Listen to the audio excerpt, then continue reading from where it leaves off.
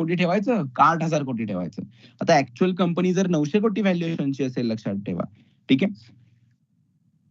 जर कंपनीने 1000 करोड 10,000 करोडचं 10,000 कोटीचं व्हॅल्युएशन दिलं तर डेफिनेटली कोणच आयपीओला सबस्क्राईब करणार नाही. कारण मार्केटला किंवा आपल्याला सुद्धा समजतं की या कंपनीची ऍक्च्युअल किंमत किती आहे, किती तिला व्हॅल्यू दिली पाहिजे. मग मार्केटमध्ये एक फेअर व्हॅल्यू सेट केली जाते. लेट्स एक्झाम्पल 900 कोटी त्यांनी फेअर व्हॅल्यू सेट केली. तेवढे शेअर्स 8 लाख शेअर्स होते. त्यांनी त्याला डिवाइड करायचं. ठीक आहे. आता ही जी फेअर व्हॅल्यू आहे ना, ह्याच्यावरती मी तुम्हाला पुढे एक डिस्कशन करणार आहे की आपण आयपीओला कुठल्या अप्लाय करायचं आणि कोणत्या नाही करायचं.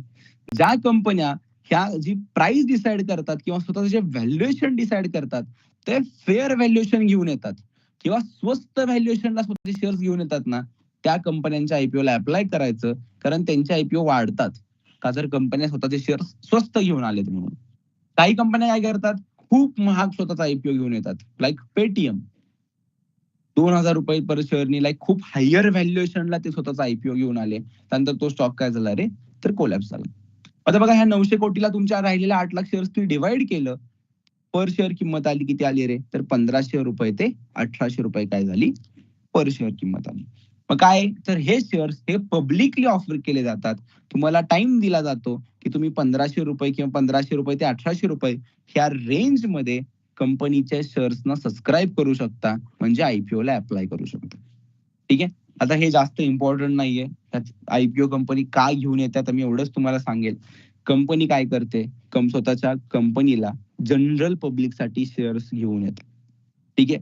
कारण काय असतं रे, तर कंपनीच्या स्वतःच्या पैशांची रिक्वायरमेंट मिळवण्यासाठी, स्वतःची रिक्वायरमेंट मीट करण्यासाठी, कंपनीला जे पैसे लागणार होते त्याच्यासाठी, किंवा जे कंपनीचे एम्प्लॉईज आहेत त्या एम्प्लॉईंना सुद्धा थोडे थोडे शेअर्स कंपनी अख्ख्या ग्रोथ पिरियडमध्ये देत असते, लक्षात ठेवा. ठीक आहे. मग त्या शेअर्सना पण काहीतरी व्हॅल्यू मिळते जेव्हा कंपनी लिस्ट होते मार्केटमध्ये तेव्हा. तर कंपनीची विजिबिलिटी वाढते, लोकांचा इंटरेस्ट वाढतो कंपनीमध्ये जेव्हा एखादी कंपनी पब्लिकली लिस्ट होते तेव्हा. अजून एक गोष्ट, आता आजपर्यंत ह्याच्या आधी ज्या इन्व्हेस्टर्सनी मार्केटमध्ये पैसे गुंतवले होते, जे पी इन्व्हेस्टर्स असतील किंवा जे तुमचे एंजल इन्व्हेस्टर्स असतील, त्यांच्याकडे पण ह्या कंपनीचे काही शेअर्स आहेत.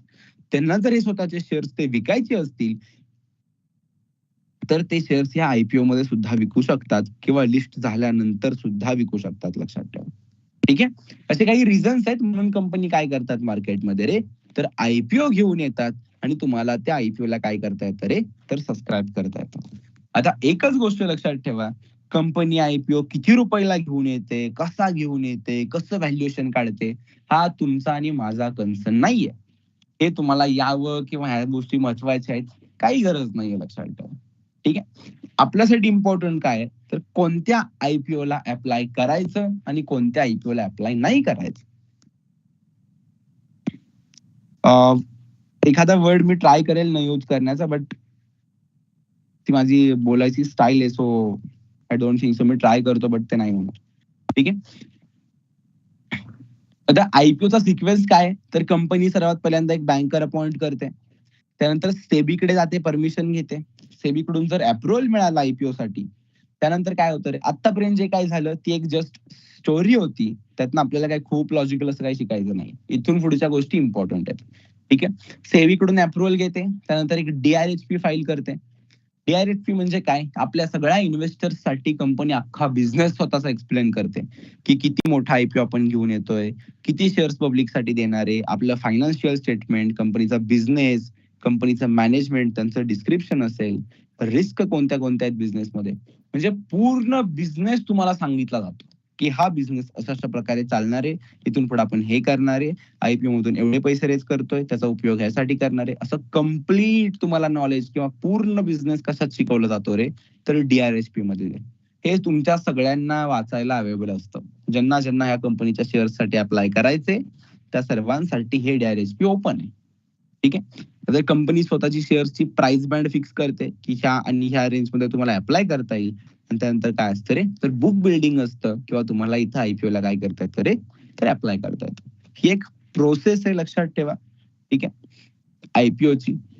तर राहिला सगळ्यात इम्पॉर्टंट क्वेश्चन, तर म्हणजे काय, सर माझ्यासाठी महत्वाचं काय तेवढं सांगा.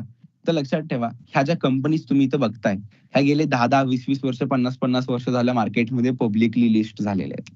ठीक आहे. आपल्यासाठी काय, तिथं बघा बिड्स नावाचं एक सेक्शन आहे. ठीक आहे. त्या बिड सेक्शन मध्ये जावा. आता ऑलरेडी जी कंपनी लिस्ट झाली आहे, TCS, इन्फोसिस, या ऑलरेडी पब्लिक कंपनी आहेत. त्यांचे शेअर तुम्हाला घेता विकता येतात आता लाईव्ह मार्केटमध्ये. ठीक आहे. ज्या नवीन कंपन्या मार्केटमध्ये लिस्ट होणार आहेत त्यांना आपण म्हणतो इनिशियल पब्लिक ऑफरिंग, IPO.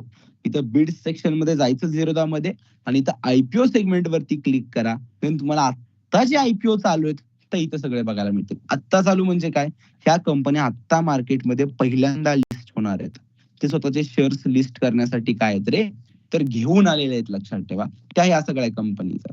ठीक आहे. तर बघा खूप साऱ्या कंपनी, आता बघा 7 कंपन्यांचा IPO चालू आहे. त्यातलं आता सगळ्यात पहिली कंपनीचं नाव काय बघा, तर आधार हाऊसिंग फायनान्स लिमिटेड. कंपनीचं नाव काय रे, आधार हाऊसिंग फायनान्स लिमिटेड. त्या कंपनीचा कोड तो कसा असेल ते दिलेला आहे. त्यानंतर प्राइस एक रेंज दिलेली आहे.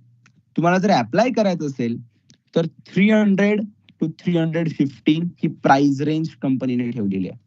एका शेअरची किंमत किती आहे, 300 रुपये तर 3 ते 315 रुपये. आता एक लक्षात ठेवा, ज्या कंपनीचं व्हॅल्युएशन कमी असतं, जे कंपनी स्वस्त शेअर काढते, ती कंपनीचे शेअर मार्केटमध्ये सपोज त्यांनी 315 रुपयाला काढला. सपोज या कंपनीचं व्हॅल्युएशन कमी काढलंय किंवा फेअर व्हॅल्युएशनला कंपनी घेऊन आले, तर हे शेअर्स लिस्ट होताना वाढून लिस्ट होतात. लिस्ट होताना 300ला, 400ला, 500ला लिस्ट होऊन जातं. ठीक आहे. ते जर कंपनीनं खूप जास्त व्हॅल्युएशनला शेअर काढला असेल तर तो 300चा कमीला लिस्ट होईल, 200ला, 250ला लिस्ट होईल, लक्षात ठेवा. जसं पेटीएमचा IPO 2000 रुपयाला काढला होता, तो ओपन झाला आणि त्यानंतर तो नॉनस्टॉप पडत गेला, लक्षात ठेवा. ठीक आहे. सो हे व्हॅल्युएशन कमी आहे का जास्त आहे का याचा अभ्यास करायला असं कुठं काही नियम मिळणार नाही तुम्हाला. मी तुम्हाला एवढं एक सांगेल, कोणत्याही IPOला अप्लाय करायचं, कोणत्या नाही करायचं हे चेक करूया. अप्लाय करायला गेल्यावरती तर एम्प्लॉई आणि 2 ऑप्शन असतात, individual investor. Individual investor select करायचं, एम्प्लॉईकडे अजिबात जाऊ नका. त्या कंपनीचे तुम्ही जर एम्प्लॉई असाल तर तुम्ही तिकडे जाऊ शकता. त्याच्यामध्ये काय बघा, अप्लाय बटन हे तुम्हाला नंतर ओपन करून दाखवेन. मिनिमम क्वांटिटी, तुम्हाला जर अप्लाय करायचं असेल तर मिनिमम किती क्वांटिटी घ्यावी लागते रे, तर मिनिमम 47 शेअर्स घ्यावे लागतील. किती रुपयाचे, 300 ते 315 ह्या रेंजमध्ये. तर जर चांगली कंपनी असेल ना तर त्याची प्राइस रेंजची अप्पर बॉन्डच ठेवायचा, म्हणजे 315लाच अप्लाय करायचं. चांगली कंपनी असेल ना तर खूप लोक त्याला सबस्क्राईब करतात. म्हणजे ह्या कंपनीला रेज करायचे असले 100 कोटी तर रिक्वेस्ट येतात 1000 कोटीच्या. 5 पट, 10 पट, कधी कधी IPO 50 पट सुद्धा सबस्क्राईब होतं. 50 टाइम्स, 100 टाइम्स सुद्धा सबस्क्राईब होतं. ठीक आहे. मग त्यात ज्यांनी हायर प्राइस टिक केलेली आहे त्यांनाच IPO मिळतो, लक्षात ठेवा. इथं IPO प्रत्येकाला मिळत सुद्धा नाही. ज्या कंपनीचा IPO खूप चांगला आहे, लक्षात ठेवा, ही आधार फाईन आहे. सपोज ह्या कंपनीचा IPO जर खूप छान आहे, शेअर्स ते खूप स्वस्त प्राइसला मार्केटमध्ये घेऊन आलेत आणि चांगली कंपनी असेल तर या कंपनीचं सबस्क्रिप्शन 50 पट, 100 पट सुद्धा होतं.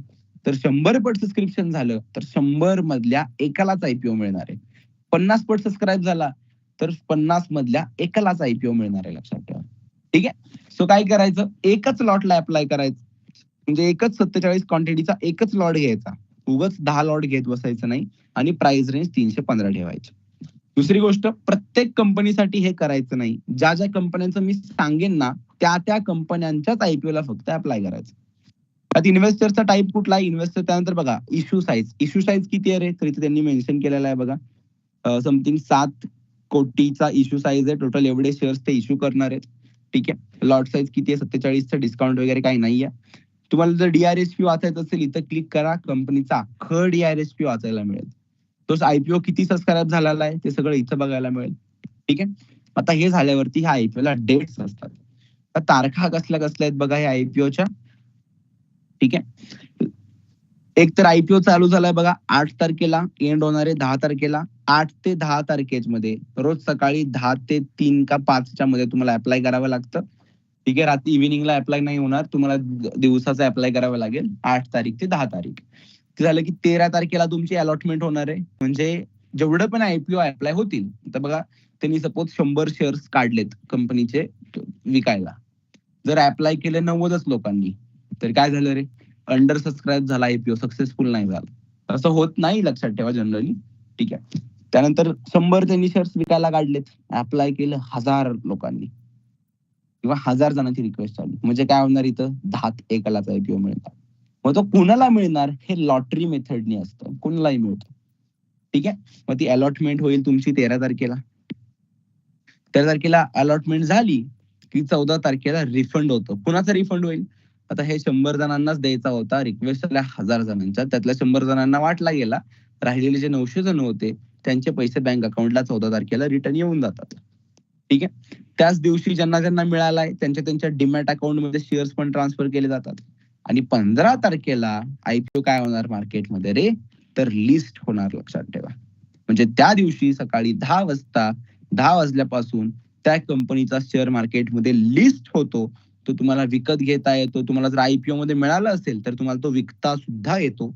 काहीच प्रॉब्लेम नाहीये. ठीक आहे. दिस इज द वे ही आयपीओ ची प्रोसेस असते. ठीक आहे. नेक्स्ट थिंग, आता आयपीओ ला अप्लाय करताना काय करायचं बघा. अप्लाय वरती क्लिक करायचं. ते झालं. त्यात काय करायचं तुम्हाला सोपी गोष्ट सांगतो. स्वतःचा जो कुठला बँक अकाउंट लिंक आहे ना, त्या बँक अकाउंटचाच युपीआय आयडी दुसऱ्या मित्राचा चालत नाही ना, तुमचं दुसरं स्वतःचं बँक अकाउंट पण चालत नाही. जे डीमॅट अकाउंटला तुमचं बँक अकाउंट लिंक आहे तेच बँक अकाउंट लागतं.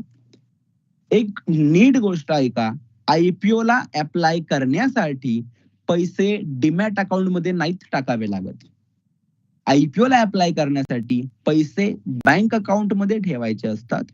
आणि एखादा लिस्टेड असलेल्या कंपनीचा शेअर जर विकत घ्यायचा असेल तर पैसे डीमॅट अकाउंट मध्ये टाकायचे. म्हणजे टीसीएसचा शेअर घ्यायचा ना, तर शेअर्स डीमॅट अकाउंट मध्ये पैसे टाकायचे आणि मग त्याचा शेअर्स विकत घ्यायचा. पण जर आयपीओ ला अप्लाय करायचे ना, तर तुम्हाला पैसे तुमच्या बँक अकाउंट मध्येच ठेवावे लागतात. ते डीमॅटला ऍड नाहीत करायचं. ठीक आहे. तिथे स्वतःचा युपीआय आयडी टाकायचा. त्याला तिथे बीड एकच ठेवायची. क्वांटिटी लिहून आलेली असते 47. कट ऑफ प्राइस टिक करायची. जिथं चांगली कंपनी असते ना तिथं कायम कट ऑफच ठेवायचं. भंगार कंपन्यांच्या आयपीओ ने अप्लाय करायचं नाही. हे सबमिट करायचं. हे सबमिट केलं की टोटल बघा 14,000ची आयपीओ आहे. 15,000चाच आयपीओ असतो. 14 ते 15,000चा. 15,000च्या वरती साईज जात नाही. इश्यू साईज नसते, लक्षात ठेवा. ठीक आहे. हे स्वाईप करायचं, सबमिट करायचं. देन तुमचा जे युपीआयचा ऍप आहे, फोन पे, गुगल पे, ते तुम्हाला रिक्वेस्ट येते ह्या 15,000ची. ती रिक्वेस्ट तुम्ही पे करायची. तुमचे पैसे अकाउंट मध्ये ब्लॉक होतात. ते कट होत नाहीत. तुमचे पैसे तुमच्या अकाउंट मध्ये ब्लॉक होतात. ते कट होत नाहीत. जर तुम्हाला आयपीओ ची अलॉटमेंट झाली, आयपीओ जर मिळाला तरच ते कट होतात. नाही मिळाला तर ते पैसे तुम्हाला माघारी मिळतात. ठीक आहे. आयपीओ जर मिळाला तरच पैसे कट होतात. शेअर्स तुमच्या अकाउंट मध्ये येतील डीमॅट मध्ये. आयपीओ जर नाही मिळाला तर ते पैसे अनब्लॉक केले जातात. ठीक आहे. ठीक आहे. This is the way IPO ला काय केलं जातं रे, तर अप्लाय केलं जातं, लक्षात ठेवा. कट ऑफ प्राइस म्हणजे काय, तर ह्या रेंज मधली अप्पर प्राइस 315. आता लक्षात ठेवा, छान कंपनी आहे, तुम्ही 310 रुपयाची रिक्वेस्ट टाकली तर ते मिनिंगलेस आहे रे. का बरं तुम्हाला 310 मिळेल? जर 1000 लोकांनी अप्लाय केलंय, वाटले तर 100च लोकांना जाणार आहेत. त्यात तुम्ही 310 टाकले म्हणजे ह्यातून तर तुम्ही आधीच बाहेर गेला. कंपनी हायर प्राइसला घेते कायम, लक्षात ठेवा. का बरं लोअर प्राइसला घेईल? छान कंपनी असेल तर ऑब्व्हियसली हायर प्राइसला, कट ऑफ प्राइसलाच सगळे लोक अप्लाय करतात. ठीक आहे. सो कायम मी जे शेअर्स तुम्हाला सांगेल ना, ते कट ऑफ प्राइस वरतीच अप्लाय करायचे. ठीक आहे. हे एकदम क्रिस्टल क्लिअर डोक्यामध्ये ठेवा. ही अशी आयपीओ ला अप्लाय करायची प्रोसेस आहे. आता ह्यात बरेच आयपीओ मार्केटमध्ये असे असतात, त्यात काही आयपीओ असे ज्याला बघा 1.5 लाख रुपये लागतात अप्लाय करायला. आता आपण 14,000चा आहे, 1 मिनिट. हे जे आयपीओ तर बघा, ह्या आयपीओ ला अप्लाय करायला 1.25 लाख रुपये लागतात. ठीक आहे. 4,000 क्वांटिटी घ्यायला लागते 31 रुपयांनी. ह्या कंपन्यांच्या नादी लागायचं नाही. कारण ह्या कंपनीज ह्या एसएमई कंपनी आहेत. What is this SME? Small and medium enterprises. छोट्या कंपनीज आहेत. एनएससी एसएमई प्लॅटफॉर्म वरती त्या लिस्ट होतात. ह्या कंपन्यांच्या नादी तुम्ही लागू नका. पैसे बुडायची सुद्धा खूप जास्त हे आहे, लक्षात ठेवा. ठीक आहे. सो तुम्हाला मी एकच गोष्ट सांगेल, इथून पुढं आपली व्हॉट्सअप कम्युनिटी आहे. त्या कम्युनिटीवरती आता बघा, हे आयपीओ कायम रोज नवीन येत राहतात. ठीक आहे. मी काय करतो, तिथे तुमच्यासोबत शेअर करतो किंवा ही पर्टिक्युलर कंपनी आहे, ह्या कंपनीच्या आयपीओ ला तुम्ही काय करा रे, तर अप्लाय करा. जेव्हा मी हे तुमच्यासोबत शेअर करतो तेव्हा जायचं, इथं अप्लाय वरती क्लिक करायची, तुमच्या बँक अकाउंट मध्ये 15,000 रुपये ठेवायचे आणि आयपीओ ला काय करायचं रे, तर अप्लाय करायचं. आयपीओ जर मिळाला तर त्याचे शेअर्स तुमच्या डीमॅट मध्ये येऊन जातील. नाही मिळाला तर 15,000 तुम्हाला रिफंड होतील. आता मी जो आयपीओ सांगतो तो 100% जी कंपनी खूप छान आहे तोच आयपीओ मी तुम्हाला सांगतो. खराब कंपन्यांचे आयपीओ मी तुम्हाला सजेस्ट करत नाही. ज्या कंपनीचा जे तुम्हाला जर आयपीओ मिळाला तर ते तुम्हाला इथं होल्डिंग मध्ये तुम्हाला ते शेअर्स दिसतात. ठीक आहे. आणि दुसऱ्या दिवशी ते शेअर्स तुम्ही आयपीओ ज्या दिवशी लिस्ट होतो, ज्या दिवशी कंपनी मार्केटमध्ये लिस्ट होणार आहे, त्या दिवशी त्या आयपीओ ला तुम्ही काय करायचं रे, तर विकून टाकायचं. त्याला ठेवलं नाही ठेवलं काही फरक पडत नाही. तुम्ही घेतला 15,000 रुपये तुमची टोटल इन्व्हेस्टमेंट असते. आता ते टाटा टेक्नॉलॉजीज कंपनीचा आयपीओ होता. तो डायरेक्टली म्हणजे 2 टाइम्स काहीतरी 400 का 500 रुपये पर शेअर ते घेऊन आले होते. 1100 रुपयाला लिस्ट झाला होता मार्केटमध्ये. कारण टाटा टेक्नॉलॉजीज, टाटाचा ब्रँड, मार्केटमध्ये डिमांड खूप जास्त होती. रिटेल लोकांना खूप इंटरेस्टेड होती इन्व्हेस्टमेंटची. 500ला ते शेअर 400 का 500ला शेअर्स घेऊन आले. लिस्ट झाला 1100 रुपयाला. ज्यांना ज्याला भेटला ना 15,000चा आयपीओ त्याला डायरेक्टली 45,000 रुपये झाले त्याचे. 30,000चा त्याला डायरेक्ट प्रॉफिट झाला. काही काही तिथंच विकून टाकले. लिस्ट झाल्या विकता येतं, काही प्रॉब्लेम नाही. शेअर्स तुम्हाला भेटले ना ते विकून टाकता येतात. त्याच दिवशी सुद्धा विकू शकता, काही फरक पडत नाही, लक्षात ठेवा. ठीक आहे. दिस इज द वे. हे असे आयपीओ छान असतील तर ते प्रीमियम वरती लिस्ट होतात. एखादी खराब कंपनी आहे तर ती 500चा आयपीओ तिचा 400ला सुद्धा लिस्ट होऊ शकतो. हे पण तुम्ही नीट लक्षात ठेवा. ठीक आहे. सो मार्केटमध्ये जे आयपीओ मी तुम्हाला रिकमेंड करेल त्या आयपीओना फक्त अप्लाय करायचं. आयपीओला अप्लाय करायला तुमच्या खिशातला एकही रुपया जात नाही, ही गोष्ट डोक्यामध्ये क्लिअर ठेवा. जेव्हा तुम्ही मार्केटमध्ये आयपीओला अप्लाय करता तुमच्या खिशातले पैसे जातात का रे? नाही. 15,000 अकाउंटला ठेवायचे. बँक अकाउंटला तुम्ही कायम 15,000 ठेवा. मी एखादा आयपीओ सांगितला की त्याला अप्लाय करायचं. लिस्ट झाला, चांगल्या लिस्टिंग गेन मिळाला की विकून टाकायचा, विषय संपला. नाहीतर काय करायचं रे आयपीओ मधून? म्हणजे जर नाही मिळाला तर तुमचे पैसे आहे असे तुम्हाला माघारी येणार आहेत. आता तुम्हाला मी एक गोष्ट एकदम नीट सांगतो. अख्ख्या वर्षातून एक 10 ते 12 आयपीओना मी तुम्हाला अप्लाय करा असं सांगेल. 12तला एखादा आयपीओ तर तुम्हाला सगळ्यांना मिळेलच. काही नाही झालं, आपल्या बॅचमध्ये आता जेवढे स्टुडंट्स आहेत, लेट्स अज्युम आपण 800 लोकांनी आयपीओला एखाद्या अप्लाय केलं, तर आपल्यातला सपोज 70-80 लोकांना तरी मिळेल. 15,000 तुम्ही अप्लाय केलाय, लेट्स अज्युम आयपीओला 2 टाइम्स लिस्टिंग गेन झाला, 100% गेन झाला. तर आपल्या 80 लोकांना तरी 15,000 रुपये मिळतील, लक्षात ठेवा. म्हणजे काही न करता तेवढे पैसे आपल्या कम्युनिटीमध्ये येतील. 10-15 लाख रुपीजचा लिस्टिंग गेन आपल्या ह्या बॅच मधल्या लोकांना मिळेल, लक्षात ठेवा. तर तुम्हाला मी जेवढे स्टॉक्स सांगेल त्या स्टॉक्सना काय करायचं रे, आयपीओला अप्लाय करायचं. जे नाहीच सांगितले त्यांना अप्लाय नाही करायचं. पहिल्यांदा अप्लाय केलं नाही मिळाला, दुसऱ्यांदा केलं नाही मिळाला, तिसऱ्यांदा केलं नाही मिळाला, चौथ्यांदा मिळेल.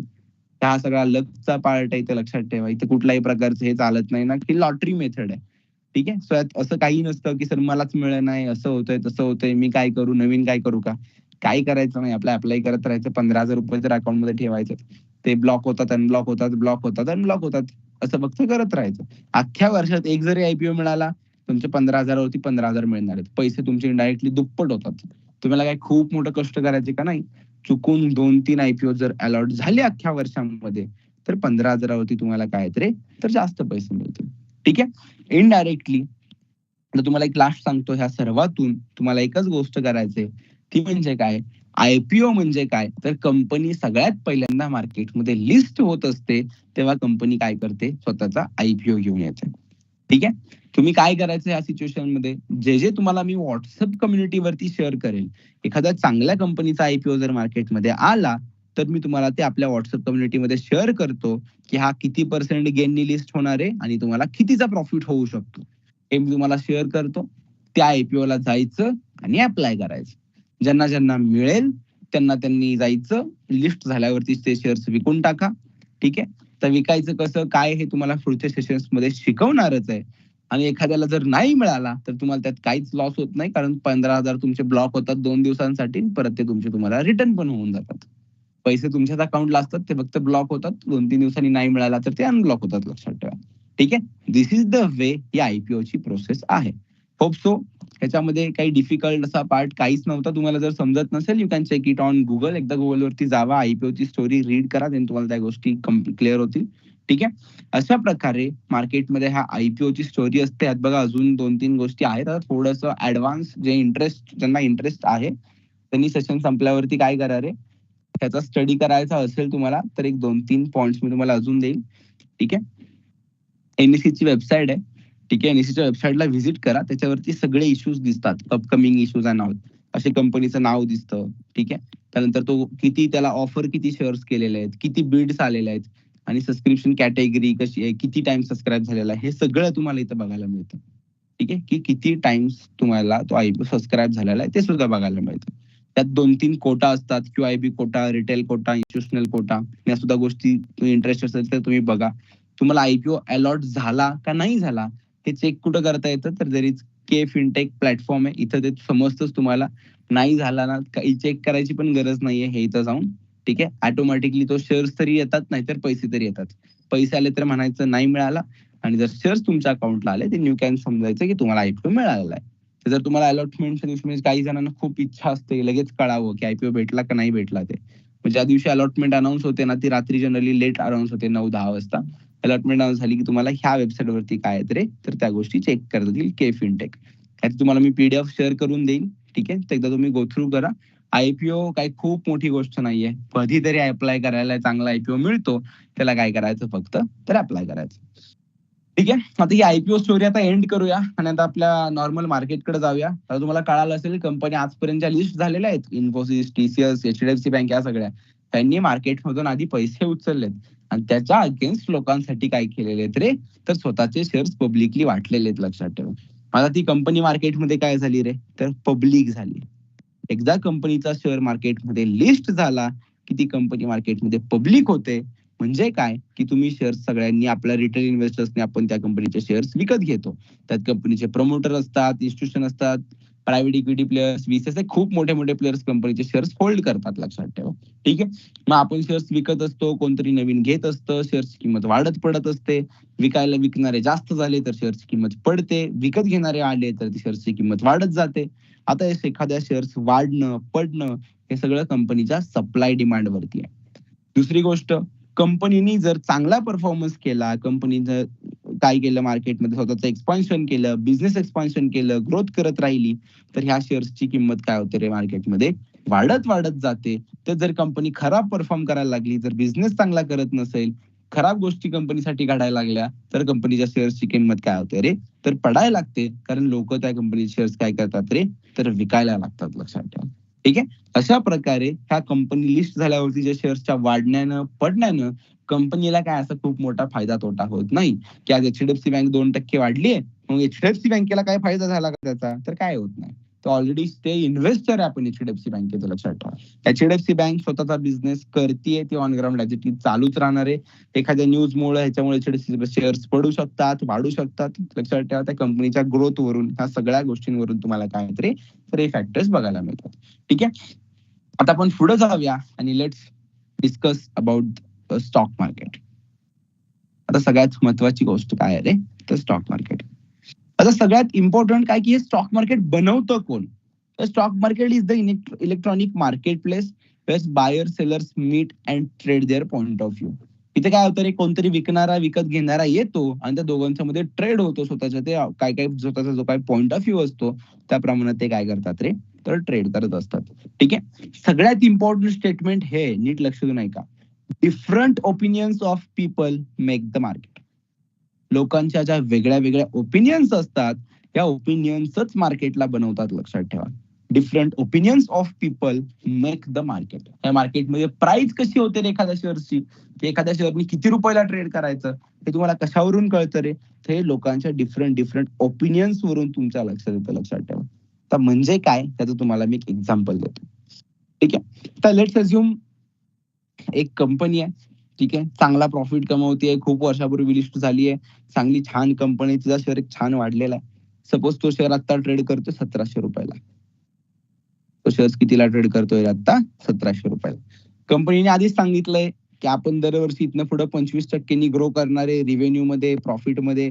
सगळ्या जगाला माहिती आहे कंपनीची अशी ग्रोथ चालली आहे, हा बिझनेस आहे, हे कंपनीचे क्लायंट्स आहेत. हे सगळ्या कंपनी डिक्लेअर करते पब्लिक लिस्ट झाल्यानंतर. ठीक आहे. सगळं सांगत असते कंपनी, कारण पब्लिक कंपनी. पब्लिक कंपनी म्हणजे काय, सगळा डेटा लोकांना सांगावा लागतो, पब्लिक लोकांना, कारण पब्लिक लोक तिचे इन्व्हेस्टर असतात. ठीक आहे. झालं काय, कंपनीचा स्टॉक 1700 रुपयाला ट्रेड करत होता. आता 1700 ला आता स्टॉक ट्रेड करतोय म्हणजे काय, सपोज काहीतरी बाबा 100 कोटी टोटल कंपनीचे शेअर्स आहेत. त्यातले बाबा 5-50 कोटी कंपनीच्या मालकाकडे असतील, राहिलेले 10 कोटी अजून दुसऱ्या कुठल्या इन्व्हेस्टरकडे, 1 कोटी कोणाकडे, त्यातले 10 शेअर्स तुमच्याकडे आहेत, 500 शेअर्स दुसऱ्या तुमच्या मित्राकडे आहेत. असे लोकांकडे सगळ्यांमध्ये 100 कोटी शेअर्स काय ते कोणीतरी घेऊन बसलेलं आहे. त्या शेअर्स मध्ये कंटिन्यू ट्रेडिंग होत असतं. म्हणजे कोणतरी विकत असतं, कोणतरी नवीन घेत असतं. एखाद्याला कंपनी छान वाटते म्हणून तो विकत घेतो. तो विकत घेतो म्हणजे त्याला कोणतरी ते शेअर्स विकायला पण लागतात. मग कोणतरी विकत असं कंटिन्यू शेअर्स मध्ये त्या ट्रेडिंग चालू असतं. लक्षात ठेवा. ठीक आहे. आता होतं काय, तर company have some management issue. आणि most of the company senior level executive are resigning. काय होतं रे, तर कंपनीचे जे एमडी आहेत, जे मॅनेजमेंट आहे, बघा याच्यामध्ये आता दोन कन्सेप्ट आहेत. कंपनीचं हायर लेवलचं जे मॅनेजमेंट होतं कंपनीला सांभाळणारं, कंपनीचा मालक वेगळा होता. त्यांनी काय केलं होतं, एक कंपनीला सांभाळणारा माणूस एमडी अपॉइंट केला होता कंपनीचा बिझनेस रन करायसाठी. ठीक आहे. तो कंपनीमध्ये काय करतो रे, तर रिझाईन करून जातो. ठीक आहे. मग जेव्हा एखाद्या कंपनीचं मॅनेजमेंट रिझाईन करतं, देन काय होतं रे, तर management is waiting down the companies reputation. Management जेव्हा निघून जातं, कंपनीचं रेप्युटेशन काय झालं रे, तर खराब झालं. आता तुम्हाला मला कळालं की एक पर्टिक्युलर कुठली तरी कंपनी आहे, त्या कंपनीचा कोणतरी हा पर्सन कोणतरी एमडी आहे. कंपनीचा मी प्रमोटर नाही सांगत आहे. प्रमोटर म्हणजे ऑनर, मालक, ज्याच्याकडे मेजॉरिटी शेअर होल्डर असतात. ठीक आहे. त्यांचं मी सांगत नाही. कंपनीने काय केलेलं असतं, कोणतरी एमडी वगैरे अपॉइंट केलेला असतो. Like Kotak bank. कोटक बँकेचा ऑनर प्रमोटर कोण आहे रे, मेन उदय कोटक आहेत. कंपनीची एमडी कोण आहेत रे, तर कोणतरी दुसराच पर्सन आहे जे उदय कोटकनी किंवा या सगळ्या मॅनेजमेंटनी अपॉइंट केलेला आहे. ते बँकला ऍक्च्युअल मध्ये रन करत असतात. ठीक आहे. ते एमडीनी रिझाईन केलं. ही आपल्या कंपनीसाठी खराब न्यूज आहे. कारण एमडी सगळे डिसिजन घेत असतो, त्याचा व्ह्यू असतो की पुढच्या 2 वर्षात आपल्याला हे करायचंय, कोटक बँकेच्या एवढ्या ब्रांच उघडायच्या, एवढे एम्प्लॉईज काढायचे, हे नवीन नवीन प्रोडक्ट काढायचे, हे 4 प्रकारचे लोन्स काढायचे, असे ऍप्स बनवायचे, हे सगळं एमडी डिसाईड करत असतो. त्याचा पॉईंट ऑफ व्ह्यू, त्याचं व्हिजन खूप इम्पॉर्टंट असतं. त्यांनी जर कंपनीतून रिझाईन केलं तर काय होणार, स्टॉक प्राइस पडणार. तुम्ही मी शेअर्स घेऊन बसलोय. आता काही लोक असे पण आहेत की तो कोणतरी पर्सन आहे जो त्या कंपनीचा एमडी आहे, तो जबरदस्त बिझनेस करतो, तो या कंपनीला 100% ग्रो करणार. ठीक आहे. म्हणून मी त्या कंपनीचे शेअर्स घेतले होते. पण जेव्हा असं काहीतरी होतं, खराब डिसिजन होतो, देन काय होतं रे, तर ऑब्व्हियसली शेअरची प्राइस 1700 पासून काय व्हायला लागते रे, पडायला लागते. कारण लोक शेअर्स विकायला चालू करतात आणि जे विकत घेणारे लोक आहेत ना, ते 1700 ला विकत घेत नाहीत. विकत घेणार काय म्हणतो, चला 1600 ला द्या, तो म्हणतो 1500 ला द्या. म्हणजे लोअर प्राइसला शेअर्स पडत पडत जातो आणि शेअर्सच्या किमतीमध्ये काय होतो रे, तर फॉल येतो. लक्षात ठेवा. आता 1700 वरून स्टॉकची प्राइस पडत पडत जाते, हळूहळू कमी कमी कमी कमी होते आणि ती पोहोचते 1500 वरती. आता नीट लक्ष देऊन ऐका. स्टॉकची प्राइस किती झाली रे, तर 1500 वरती जाते. ठीक आहे.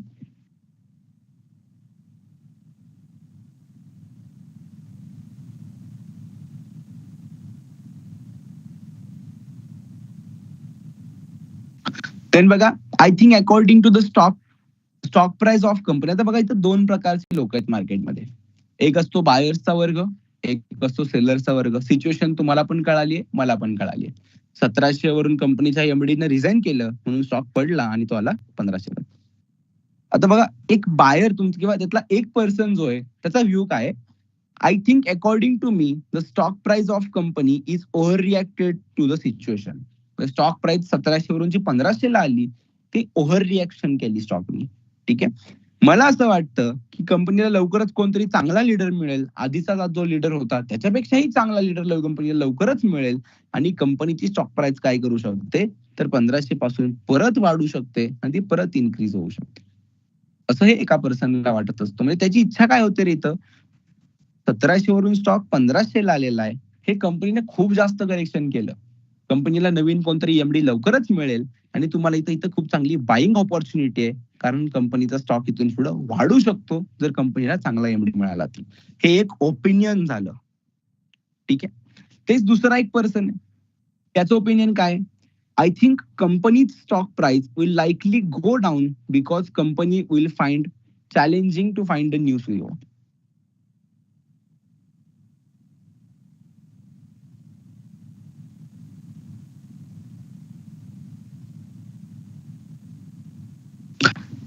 आय थिंक आता कंपनीचं जे मॅनेजमेंट किंवा एक दुसरा जो पर्सन आहे त्याचं ओपिनियन काय, किंवा त्याला काय वाटतं की कंपनीचे आता जे एमडी आहेत त्यांनी रिझाईन केलं किंवा सीईओनी रिझाईन केलं, ठीक आहे. कंपनीची स्टॉक प्राइस 1700 वरून 1500 ला आली, ते पण ठीक आहे. आता इथून पुढं कंपनीला कोणतरी नवीन चांगला सीईओ मिळणं खूप जास्त डिफिकल्ट आहे. त्याला ऑलरेडी ह्या इंडस्ट्रीचं नॉलेज आहे, ऑलरेडी ह्या बिझनेसचं नॉलेज आहे. अजून कंपनीला चांगला मॅनेजमेंट येऊन कंपनीचा बिझनेस ॲज इट इज परत कंटिन्यू राहणं किंवा इथून पुढचे फ्युचर प्लॅन्स आहेत ते ॲज इट इज ग्रो करत राहणं, हे खूप डिफिकल्ट वाटतंय. सो कंपनीची स्टॉक प्राइस अजून इथून काय होऊ शकते, पडू शकते. स्टॉक अजूनही 1500 वरून खाली जाऊ शकतो किंवा 1200 कडे जाऊ शकतो किंवा अजून डाऊन साइड मोमेंटम करू शकतो.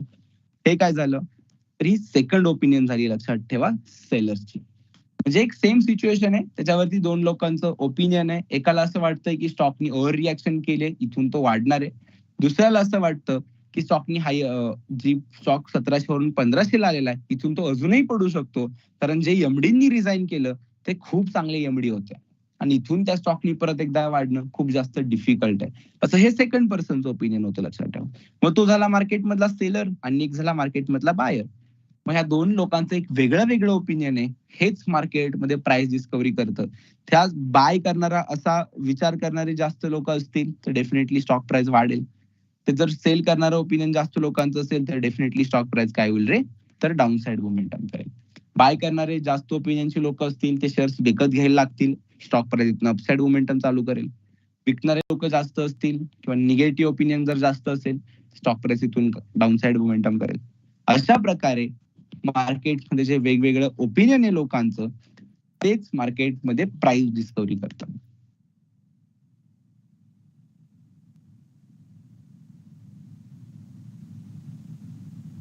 ठीक आहे. तर बघा याच्यामध्ये सप्लाय डिमांड आहे.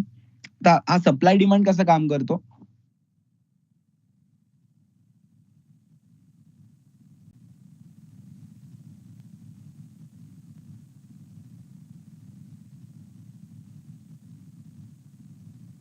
Just 1 minute.